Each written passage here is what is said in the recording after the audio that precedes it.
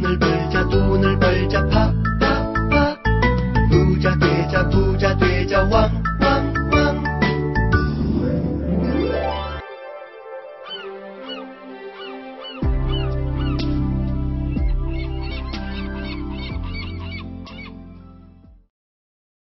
주식시장이라는 거대한 바다에서 투자 성공이라는 목적지까지 안전하게 도달하기란 쉽지 않습니다. 미래의 주가를 예측한 뒤 정확한 타이밍에 가장 크게 오를 종목을 집어내기란 사실상 불가능한 일이니까요. 그렇다면 월스트리트의 최고의 투자 전문가들은 어떻게 투자할까요? 그들의 투자 철학과 원칙에 펀드 투자의 성공 비밀이 담겨 있는데요. 이제 우리는 세계적인 투자 전문가 12인의 투자 철학과 원칙을 통해 대가들의 투자 지혜를 배우고자 합니다. 그럼 오늘은 그 첫 번째 시간으로 월스트리트를 투기의 장에서 과학적 투자의 장으로 주식시장의 틀을 완전히 바꾸어버린 벤저민 그레이엄의 투자 철학과 원칙을 알아보도록 하겠습니다.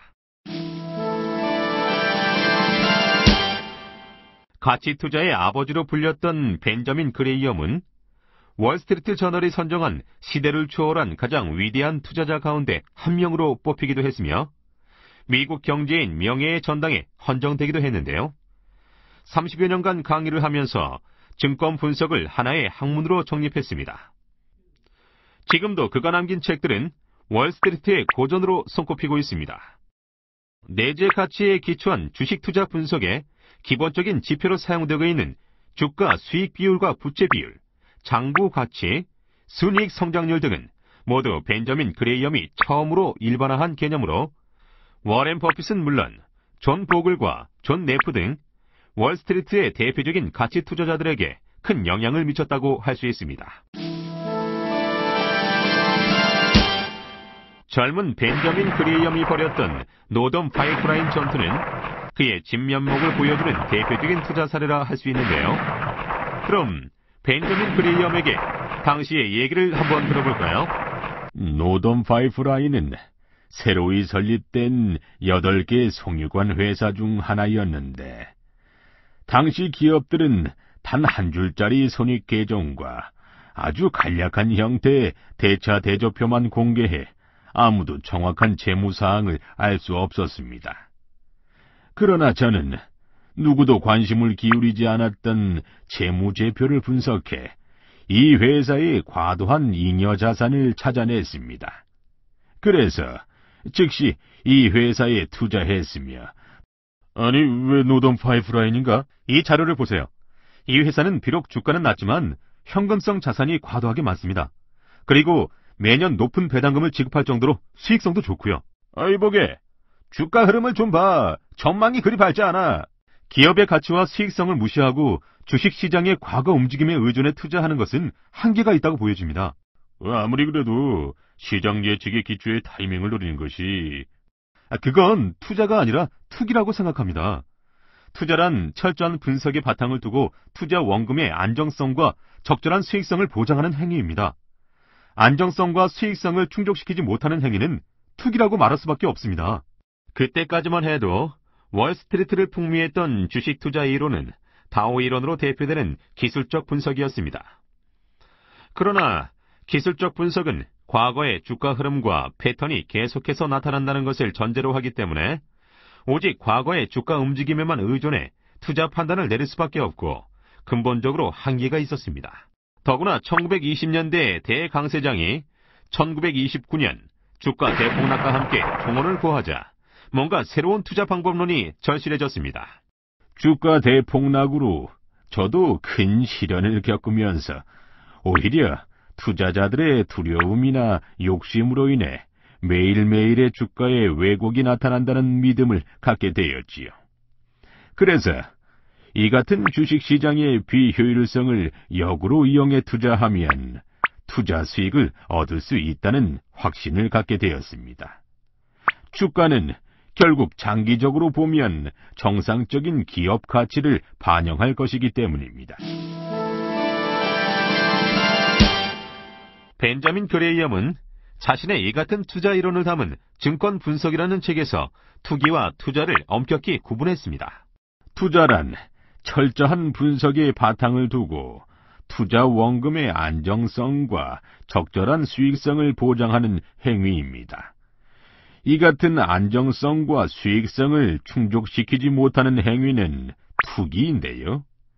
특히 시장 예측에 기초해 타이밍을 노리는 행위는 투기라고 말할 수 있습니다. 따라서 현명한 투자자는 모두가 팔고 있는 약세장에서 매수해 모두가 사고 있는 강세장에서 매도하는 사람입니다. 그렇다면 벤저민 그레이엄이 제시한 투자 방법은 무엇일까요? 그는 합리적인 가격 수준, 즉 기업의 내재 가치 이하로 거래되는 주식을 신중하게 선정해서 분산 투자를 한다면 높은 투자 수익을 올릴 수 있다고 밝혔는데요. 여기서 한 가지 궁금증이 생깁니다. 그럼 그가 말하는 기업의 내재 가치란 무엇을 말하는 것일까요? 기업의 내재 가치란, 그러니까 사실 팩트에 의해 평가되는 확실한 자산입니다. 다시 말씀드려서 기업의 유동자산, 순이익, 배당금, 미래의 수익 전망 등을 말하는 거죠. 자산 가치가 확실한 기업의 주식을 매수한다면 주가가 하락할 위험은 크게 줄어든다고 할 수 있습니다. 반면에 기업의 질적인 요소, 그러니까 경영진의 능력이나 사업의 특성, 성장 전망 등과 같은 요소를 지나치게 강조하게 되면 투자의 안정성을 해칠 우려가 있습니다. 자, 우리는 지금껏 가치 투자의 아버지라는 벤저민 그레이엄의 투자 방법에 대해서 알아봤습니다. 그렇다면 벤저민 그레이엄은 주식 투자를 하기 위해 어떤 원칙을 가지고 있었을까요? 저는 4가지 투자 원칙을 가지고 투자했습니다. 첫째, 10개에서 30개 정도의 종목에 분산 투자를 해야 한다. 둘째, 현금 흐름이 우수하고 전망이 밝은 대형주로 투자 대상 종목을 한정해야 한다. 셋째, 적어도 20년 정도의 오랜 기간 동안 계속해서 배당금을 지급한 기업이라야 한다. 넷째, 주가는 최근 1년간 주당 순이익의 20배, 7년간 평균 주당 순이익의 25배를 넘지 않아야 한다는 것입니다.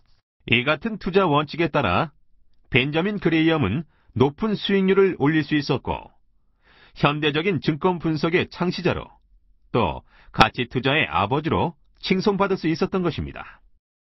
시대를 초월한 가장 위대한 투자자 벤저민 그레이엄.